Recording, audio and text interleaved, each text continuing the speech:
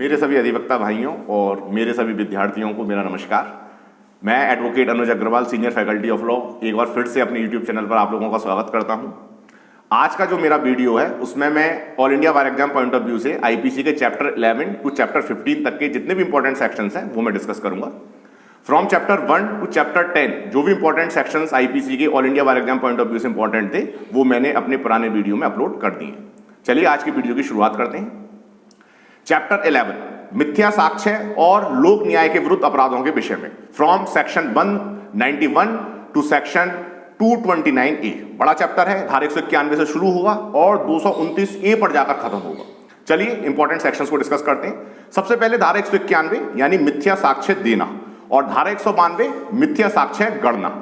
तो दोनों में बहुत माइनर सा डिफरेंस होता है। यानी 191 में आप कोर्ट में या किसी पब्लिक सर्वेंट के सामने जो है झूठा एविडेंस दे रहे हैं, जहां पर आप शपथ द्वारा कोई साक्ष्य देने के लिए बाउंड है और आप जो है शपथ पर झूठा साक्ष्य आप दे रहे हैं, चाहे न्यायिक कार्रवाई में दे रहे हैं या न्यायिक कार्रवाई के अतिरिक्त किसी कार्रवाई में दे रहे हैं, तो लायबिलिटी 191 में क्रिएट होती है। और 192 में अगर आप किसी झूठी परिस्थिति को अस्तित्व में लाते हैं, यानी आप किसी व्यक्ति को चोरी के लिए दोष सिद्ध कराने के आशय से उसके घर में चुराई हुई संपत्ति रख देंगे, तो लायबिलिटी वो है 192 में चली जाएगी, यानी मिथ्या साक्ष्य गणना। दोनों का जो पनिशमेंट है 191 और 192 का धारा 193 में दिया हुआ है। आगे चलते हैं। धारा 194 इंपॉर्टेंट इसलिए हो जाता है क्योंकि इसमें मृत्युदंड की व्यवस्था की गई है, यानी मृत्यु से दंडनीय अपराधों के संबंध में मिथ्या साक्ष्य देना। तो वहां पर जो झूठा एविडेंस देगा उसकी लायबिलिटी जो है मृत्युदंड तक हो सकती है 194 में। उसके बाद सीधा धारा 195A में आ जाएंगे, मिथ्या साक्ष्य देने के लिए उत्प्रेरित करना, जहां भी मृत्युदंड की व्यवस्था की गई है। तो धारा 194 और धारा 195 इसलिए इंपॉर्टेंट है क्योंकि दोनों में कैपिटल पनिशमेंट की व्यवस्था की गई है। उसके बाद हम थोड़ा सा आगे चलेंगे और सीधे धारा 201 पर आ जाएंगे, सेक्शन 201। बहुत इंपॉर्टेंट है, यानी कहीं ना कहीं वहां पर जो अपराध हुआ है उसके संबंध में साक्ष्य को छिपाना, साक्ष्य को छिपाने के संबंध में जो लायबिलिटी क्रिएट होगी वो धारा 201 में क्रिएट होगी। उसके बाद हम सेक्शन 202 पर आ जाएंगे और सेक्शन 202 जो है आईपीसी की धारा 176 के साथ कोरिलेट होती है और 176 और धारा 202 उस परिस्थिति में लागू होती है जबकि सीआरपीसी की धारा 39 का उल्लंघन होता है। और धारा 39 ये कहती है कि जहां आप किसी अपराध के संबंध में इत्तला देने के लिए आबद्ध हैं, अगर आप इत्तला नहीं देते हैं, इन दैट केस आईपीसी की धारा 176 रीड विद 202 लागू हो जाती है। चलेंगे आगे। सेक्शन 212 यानी अपराधी को संश्रय देना, अपराधी को किसी भी प्रकार की सहायता देना। संश्रय जो शब्द है आईपीसी की धारा सेक्शन 52A में डिफाइन किया गया है। अगर कोई संश्रय देगा किसी अपराधी को तो लायबिलिटी जो है धारा 212 में क्रिएट हो जाएगी। लेकिन याद रखना है कि धारा 212 के अंतर्गत जो अपराध होगा वो पति पत्नी के संबंध में लागू नहीं होता है, क्योंकि लॉ की दृष्टि में, विधि की दृष्टि में पति और पत्नी एक ही व्यक्ति होते हैं। आगे चलेंगे यहां से थोड़ा सा और अब सीधा जो है हम धारा 228 पर आ जाएंगे। धारा 228 इसलिए इंपॉर्टेंट हो जाती है क्योंकि कंटेम्प्ट ऑफ कोर्ट आप सब लोगों को पता है, बहुत इंपॉर्टेंट सेक्शन है। कंटेम्प्ट ऑफ कोर्ट जो हमको याद रखना है। उसके बाद जो है हम सेक्शन 228A की बात करेंगे, धारा 228A की बात करेंगे जो इंपॉर्टेंट है, यानी कहीं ना कहीं जो रेप की विक्टिम है उसके संबंध में जो परिचय है उसका प्रकटीकरण है, आप जो है उसको प्रकट नहीं कर सकते। यानी कुछ उसके एक्सेप्शंस है कि हाई कोर्ट या सुप्रीम कोर्ट की जो रूलिंग्स हैं, जजमेंट्स हैं, उनमें जो है नाम वगैरह प्रकट हो सकता है। अदरवाइज किसी भी रेप की विक्टिम के नाम का या उसके परिचय का प्रकटीकरण करना आईपीसी की धारा 228A में दंडनीय अपराध माना जाता है। आगे चलेंगे और 228A के बाद हम 229A की बात करेंगे, सेक्शन 229A। यानी जब किसी व्यक्ति को जमानत पर यानी बॉन्ड पर या बेल पर छोड़ दिया जाता है, उसके बाद वो अगर उनकी शर्तों का उल्लंघन करता है, इन दैट केस जो लायबिलिटी है वो क्रिएट होगी धारा 229A में।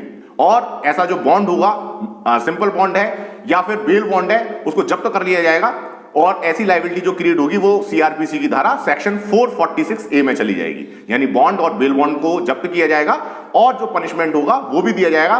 तो जो जब्ती होगी वो धारा 446 सेक्शन 446A में होगी सीआरपीसी में, और जो लायबिलिटी क्रिएट होगी वो सेक्शन 229A आईपीसी में क्रिएट होगी। इसी के साथ ये अध्याय समाप्त हो जाता है। आगे चलेंगे।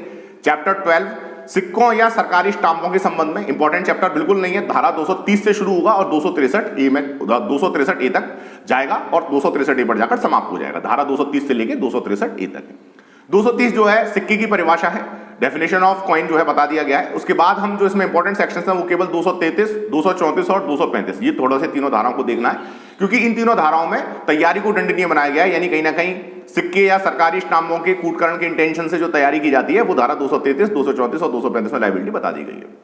चलेंगे आगे अध्याय 13 पर, खोटे बांट या खोटे माप के संबंध में, और 4 धाराएं केवल इस अध्याय में 264 से लेकर 267 तक, ये 4 धाराएं आपको देखनी है। आगे चलेंगे जो है अध्याय 14 पर, चैप्टर 14। ये थोड़ा बड़ा चैप्टर है, सेक्शन 268 से शुरू होगा और सेक्शन 294A तक जाएगा, धारा 268 से लेके धारा 294A तक जाएगा।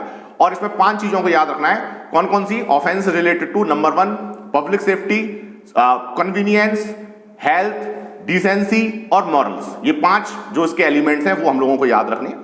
और जो इसमें जो इंपॉर्टेंट सेक्शंस हैं उनको हम डिस्कस करते हैं। सबसे पहले 268 की हम बात करते हैं। पब्लिक न्यूसेंस की बात हो रही है। डेफिनेशन ऑफ पब्लिक न्यूसेंस जो है 268 में बता दिया गया। उसकी जो लायबिलिटी है 290 में है, यानी 268 का पनिशमेंट 290 में दिया हुआ है। और अगर कोई उस ऑफेंस को रिपीट करता है तो वो 291 में चला जाएगा, यानी कहीं ना कहीं उसके संबंध में कोई स्टे वगैरह आ चुका है। जैसा कि अगर हम देखें तो मैं बात कर रहा हूं यहां पर इनडायरेक्टली सीआरपीसी की धारा 143 की। सीआरपीसी की धारा 143 में बता दिया गया है कि वहां पर अगर कंडीशनल ऑर्डर जो है वहां पर दे दिया गया है और बता दिया गया है कि आप पब्लिक न्यूसेंस नहीं करेंगे, सेक्शन 143 बताता है, और उसकी पुनरावृत्ति की जाती है, आप उसको दोबारा से रिपीट करते हैं, तो सेक्शन 143 सीआरपीसी का वायलेशन अगर होगा, इन दैट केस आईपीसी की धारा 291 जो है वहां पर क्रिएट हो जाएगी। 291 के तहत लायबिलिटी चली जाएगी। तो 268 IPC read with section 290 IPC, section 143 CrPC read with section 291 IPC. इस तरीके से हमको याद रखना है। उसके बाद जो है हम सीधा 271 पर आ जाएंगे, और 271 इसलिए इंपॉर्टेंट हो जाता है, करंटीन के नियम की अवज्ञा। यानी जो क्वारंटीन शब्द, अभी तक जो क्वारंटीन शब्द था वो हमारे लिए नया था, लेकिन अब इस शब्द से हम परिचित हो चुके हैं और बहुत पहले से 271 में ये बता दिया गया है कि अगर कोई क्वारंटीन के नियम की अवज्ञा करेगा तो लायबिलिटी 271 में क्रिएट हो जाएगी। उसके बाद जो है हम सीधा जो है वाटर पॉल्यूशन, एयर पॉल्यूशन पर आ जाते हैं, और सेक्शन 277 यानी धारा 277 में वाटर पॉल्यूशन को बताया गया, जल प्रदूषण को दंडित किया गया है। 278 में जो है वायु प्रदूषण को दंडित किया गया है। और हालांकि एनवायरमेंटल लॉ हमारे पास आ चुका है, environmental protection act, water pollution act, air pollution act आ चुके हैं, लेकिन फिर भी आईपीसी के सेक्शन इंपॉर्टेंट माने जाते हैं। उसके बाद सेक्शन 279 बहुत इंपॉर्टेंट सेक्शन है, यानी पब्लिक प्लेस में, लोक स्थान में जो उपेक्षा से वाहन चलाना या उपेक्षापूर्ण कार्य करना। ये जो ऑफेंस 279 का है, भले 6 माह की कारावास से दंड नहीं है, लेकिन कॉग्निजेबल ऑफेंस की कैटेगरी में चला जाता है, संघीय अपराध की श्रेणी में चला जाता है। तो 279 जो है इसलिए इंपॉर्टेंट हो जाता है। आगे चलेंगे थोड़ा सा यहां से, और हम सीधा जो है धारा 292 पर आ जाएंगे। 292 यानी सेल ऑफ ऑब्ससीन बुक्स, अश्लील पुस्तकों का विक्रय करना। रणजीत सिंह बनाम महाराष्ट्र राज्य का केस लो इसके साथ पढ़ना है। उसके बाद 293 तरुण व्यक्ति को अश्लील पुस्तक का विक्रय करना, और ये इसलिए इंपॉर्टेंट हो जाता है क्योंकि तरुण व्यक्ति की एज पूछ ली जाती है और कई बार कंफ्यूज हो जाते हैं। मुझे अच्छे से याद है, जब मैंने एपीओ 2015 का मैंने पेपर दिया था, जिसमें मैंने मेंस भी लिखा था, उसमें मैं ये क्वेश्चन गलत करके आया था। मेरे 105 नंबर आए थे और ये क्वेश्चन मेरा गलत हुआ था। मुझे बड़ा अफसोस हुआ था, क्योंकि तरुण व्यक्ति की जो एज होती है उसमें जो है बताया गया कि वो 20 साल का जो व्यक्ति होगा, 20 साल से कम का व्यक्ति होगा, वो तरुण व्यक्ति माना जाएगा। जैसे 20 साल की उम्र पूरी हो जाएगी वो यंग पर्सन या तरुण व्यक्ति की कैटेगरी से बाहर चला जाएगा। तो याद रखना है 293। उसके बाद हम थोड़ा सा और आगे चलेंगे। 294 यानी अश्लील कार्य और गाने, यानी ऑब्सीन एक्ट्स एंड सॉन्ग्स जो है 294 में बता दिए गए हैं, इंपॉर्टेंट है। और 294A जो है लॉटरी कार्यालय रखना के बारे में बताया गया।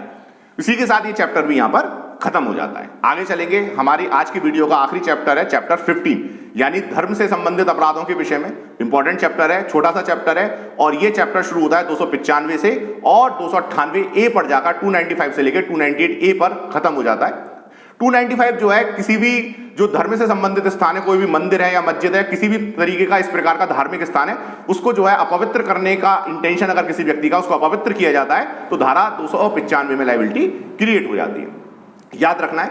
उसके बाद 295A जो है ये इंपॉर्टेंट सेक्शन है और ये अमेंडमेंट के द्वारा जोड़ा गया था, यानी किसी भी व्यक्ति की धार्मिक भावनाओं को ठेस पहुंचाने के आशय से कोई भी विमर्शित कार्य करना जो है 295A में चला जाता है। उसके बाद हम सीधा 297 पर आ जाएंगे। 297 जो है दो चीजों को याद रखना है, यानी कोई भी कब्रिस्तान शमशान घाट में अत्याचार करना प्लस मानव शव की अवहेलना करना। मानव शव की अवहेलना करना जो है 297 में एक पनिशेबल ऑफेंस माना गया है। तो ये जो है इंपॉर्टेंट सेक्शंस थे। चैप्टर 11 से लेकर चैप्टर 15 तक के सभी इंपॉर्टेंट सेक्शंस को जो all India bar exam point of view से इंपॉर्टेंट थे मैंने डिस्कस किया। अब जो मैं अगला वीडियो अपलोड करूंगा, अगले वीडियो जो मैं बनाऊंगा वो चैप्टर 16 और चैप्टर 17 पर मैं अपने अगले वीडियो बनाऊंगा। इंपॉर्टेंट चैप्टर्स हैं मानव शरीर के विरुद्ध अपराध और संपत्ति के विरुद्ध अपराध।